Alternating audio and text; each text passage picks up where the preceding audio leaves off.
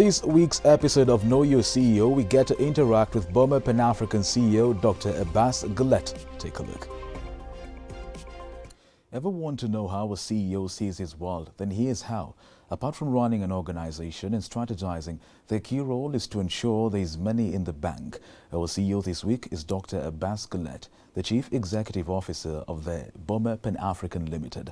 Prior to that, Dr. Abbas served as the Secretary General of the Kenyan Red Cross Society from 2005 to 2019 when he retired. His bio is so good. Dr. Abbas has been recognized by Forbes magazine and the United Nations Person of the Year in 2007 and has been accorded honorary awards by the Kenyan government. The list is endless. Dr. Abbas, thank you for creating time. How has the transition been like for you from leading a predominantly humanitarian life to now running business? So thank you for having me. I mean, the transition hasn't, well, on one hand it's been very easy because it's been not as intense and as involving and as high pressured as it was when I was with Kenya Red Cross Society as opposed to now when I'm with BOMA Panafrican. BOMA Panafrican is a different animal altogether. It's about business, it's about corporate, it's about and competing for business with the best in the business in the country. Whereas for the humanitarian, it was a different ballgame. You know, it was 24/7, 365, high pressure, no time to rest. There was something that happened every day. You made sure that things worked. Whereas here now, I mean, I would say relatively it's been very easy. Actually, it's been part of my retirement plan that, not to say it's easy in the corporate world, but it is not as intense and as involving as it was with the humanitarian. So I would say that the last couple of years since I left Kenya Red Cross, because it's just slightly over 2 years now, I can't complain. Dr. Abbas, perhaps many would want to know, what is all BOMA Pan-African Limited all about? What kind of business are you leading? So BOMA Pan-African is a group holding company which provides oversight and management of 4 other businesses owned by the Red Cross. The Red Cross for over 10 years has owned certain businesses. Why it set up this business was to simply say they wanted to look for financial sustainability, financial independence.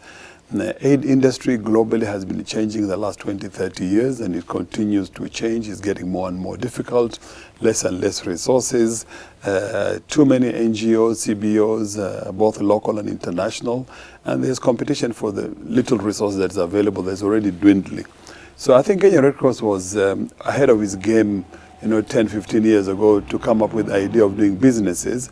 And this business was set up with the sole principle that whatever was raised would go back into the humanitarian work of the Kenya Red Cross. So the first business we set up was Red Court Hotels, which is now called BOMA. It was Emergency Medical Plus called E+, which is the ambulance services. It is BOMA International Hospitality College, which is the hotel school. And then the newest kid in the block that's already 3 years old is Switch TV. These 4 businesses were set up by the Red Cross. So 2 years ago, the Red Cross decided also in their wisdom to completely 100% separate the commercial and humanitarian. So there is no risk to each other. So the commercial, the 4 businesses have their own legal entity, they have their own board, their own management, and they go by the Companies Act and rules. So in that decision, the then board of Kenya Red Cross, in their wisdom, saw that they needed to set up a group holding company that would provide oversight to the other 4 businesses, and any other new future businesses will be provided under the BOMA Pan-African, of which I'm the first CEO, and we have a small secretariat of about 4 people, but working very closely with the 4 businesses on a daily basis. Dr. Abbas, it's clear that your heart is with Red Cross. I mean, what are you proud of regarding the organization? What are you most proud of? My heart has been with the Red Cross. It's true to say, Lincoln. I mean, I've worked for that organization globally and locally for about 46 years when I started as a volunteer in a local branch in Mombasa in the early 70s, 1973. To then going to work for the National Society's headquarters, to then going to work for the International Federation of Red Cross Red Crescent, from 1991 to 2004. When I left that organization, my position was then Deputy Secretary General of the International Federation of Red Cross Red Crescent. And even after I left the IFRC in my last post also, I was Vice President elected for 4 years representing the African continent. So I would say the Red Cross has been part of the larger part of my life. So there's no way I could dissect myself. But time came when I myself, my own free will, decided, look, I'd given enough to the society, I'd given enough to the country in that role within the humanitarian field, so space. So it was only fair for someone else to take over from me. And the last 2 years, someone else has run the Red Cross. So this role that I'm involved today, which is the commercial side of the Red Cross, I'm the one who set up all the 4 businesses. I'm the one who established them, of course, with a lot of my other colleagues in the office. And some today are the ones who are running those businesses in their own right. 46 years, that's close to half a century of a successful career. Yes. What would you say is that one thing that you got right while starting off? For me, I would say it's the foundation. Everything is about a foundation. You know, I'm a father of 4 children. I always say to people, young people who come looking for a job, when I was at the Red Cross or here even now, it all goes back to the foundation. If you have a good foundation and good beginning in life, good mentorship, it will be a different ballgame that you can only succeed in life. You have to be humble, you have to be patient, you have to be resilient. I started in the Red Cross as a volunteer. You know, for 11 years I was a volunteer in a local branch in Mombasa. Every evening, weekdays, weekends, I will go during the whole day, but weekdays I'll go in the after school hours to go and volunteer, to make a difference, to go to poor people's children's home, or orphanages, or national sporting activities where we provide first aid services. I was trained. So at an early age, you are taught to be humble, to be humane, to be responsible, and to be able to help others. You know, today, this is what is lacking, I would see, in our society, the bigger society.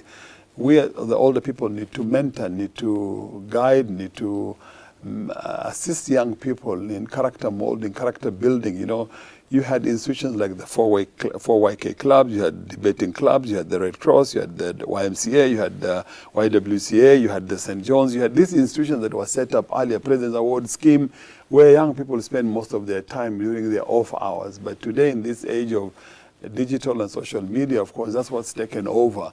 So for me, it's the foundation that is key.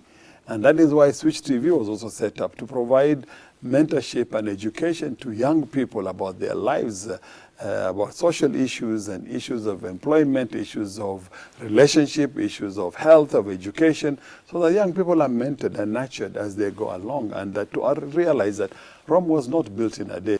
In 2018, you shared a table with former US President Barack Obama. Maybe could you share snippets of what that conversation was about? What did he tell you? What did you tell him? I think it was very humbling to have met such a person of that status, being the almost like a global president, that today one of the most highly respected individuals. And so I was very fortunate to be among the few people that could sit with him on the table when he was having his lunch. It was quite interesting how much he knew about the country, how much he knew about the people he was sitting with on the table, including myself. So he had been well briefed, as one would expect, about all of us. So he knew my work with the Red Cross and what I've done over the years. When Dusit was under siege, you were among the first people to respond. What prompted you to walk right into the scene of attack? So it was not Dusit alone. Dusit is one, and today, surprise, surprise, we're sitting in Dusit compound. Yes. But it was Westgate, it was many other places. My style of leadership then was I lead from the front. It happened during the post-election violence in Kenya. That was a big turning point and education for me in 2008, where a lot of young people were ready to go to the front line and assist those that were wounded in that senseless clashes or killings and counter-killings. Whether it was in Dandora, it was in Kibera, in Dagoretti, in Mathare, wherever it was. Young people were willing to go, but they were afraid because of the ethnicity divide that the country had divided itself in. So my role was to say to my staff and my colleagues, look, I'll bite the first bullet, you come with me. And once I moved and put on my jacket and was the one driving the first car that led the journey, then young people got very confident and were able to come. It's not easy being on the front line. Now, on this other segment of Know Your CEO, we get to know a bit more and loosen up and get to know a bit more about Dr. Abbas. Dr. Abbas, this is quick fire. Have you ever been conned? Yes, I have. What? Money, A lot of money? Oh, I don't want to say a lot. It could be a lot in some context, but maybe, yeah. But because I'm a very trusting person, you know, if you came to me today and you asked me for help, I would give. Do you have hobbies? What do you do beyond office? Well, beyond office, I enjoy sports. I watch football, I watch rugby, I watch cricket. That I played cricket, I watch basketball. So all manner of sports, but mainly football and cricket. Are you in a boys' club?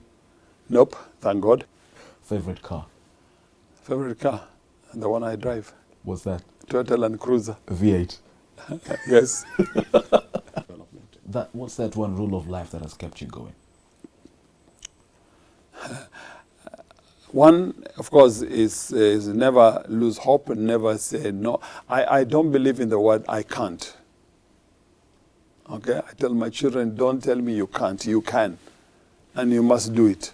And there are no two ways about it. What's a typical day like for you in the office?